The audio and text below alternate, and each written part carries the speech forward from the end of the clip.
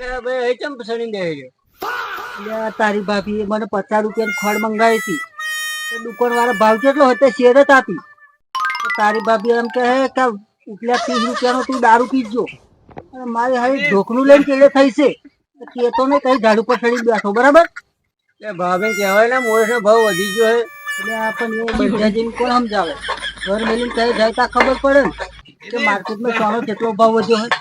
એ તો બસ એમને જ તેડે થઈ ગઈ. હું તો અહીં દોઢ મિલે ફરી ભાવનું કેવા આવ્યો. એમાં કાકા જોયા કાકા શું બેઠા નું છે? હા કાકા 10 રૂપિયા પણ પડે ખાવા. अबे साले ભાઈ કશું નહીં માર જોડે.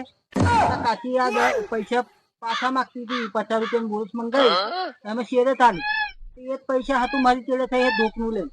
મારે તો બધા રૂપિયો નહીં કે આપ જ કઈ. ના જૂઠ ના બોલશે નિહાર ક્યાંય કશું ખાધું નહીં. એટલે ભાઈ મારી જોડે 1 રૂપિયો પડ્યો નહીં. એકંદર હાલત બોલ ઘેર જતો મારે તો કશું હે નહીં. ઘેર જઈને કાચી કશું કહેતો નહીં કે બાવાળા ગંજા ઉપર ચડીને બેઠા હતા કાકા બરોબર.